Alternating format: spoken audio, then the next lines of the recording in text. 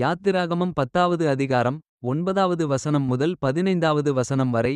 அதற்கு மோசே, எங்கள் இளைஞரோடும் எங்கள் முதியோரோடும் எங்கள் குமாரரோடும் எங்கள் குமாரத்திகளோடும் எங்கள் ஆடுகளையும் எங்கள் மாடுகளையும் கூட்டிக்கொண்டு போவோம். நாங்கள் கர்த்தருக்கு பண்டிகை கொண்டாட வேண்டும் என்றான்.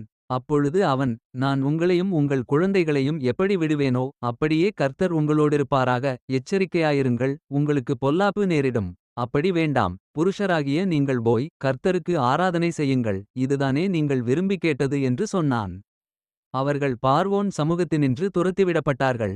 அப்பொழுது கர்த்தர் மோசேயை நோக்கி, வெட்டுக்கிளிகள் எகிப்து தேசத்தின் மேல் வந்து கல்மழையினால் அழியாத பூமியின் பயிர்வகைகளையெல்லாம் பட்சிக்கும்படிக்கு எகிப்து தேசத்தின் மேல் உன் கையை நீட்டு என்றார். அப்படியே மோசே தன் கோலை எகிப்து தேசத்தின் மேல் நீட்டினான். அப்பொழுது கர்த்தர் அன்று பகல் முழுவதும் அன்று இரா முழுவதும் கீழ்காற்றை தேசத்தின் மேல் வீசப்பண்ணினார். விடியகாலத்திலே கீழ்காற்று வெட்டுக்கிளிகளைக் கொண்டுவந்தது.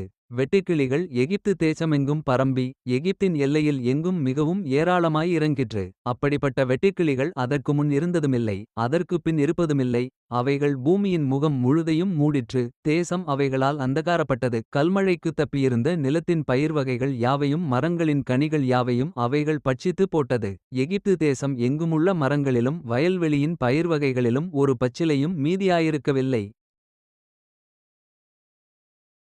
Exodus chapter 10, verses 9 to 15. And Moses said, We will go with our young and with our old, with our sons and with our daughters, with our flocks and with our herds will we go, for we must hold a feast unto the Lord. And he said unto them, Let the Lord be so with you, as I will let you go, and your little ones. Look to it, for evil is before you. Not so. Go now ye that are men, and serve the Lord, for that ye did desire. And they were driven out from Pharaoh's presence.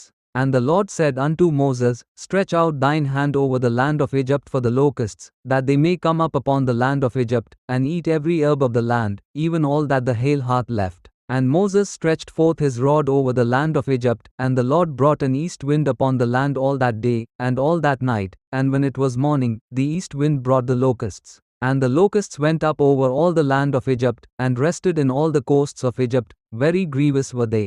Before them there were no such locusts as they, neither after them shall be such.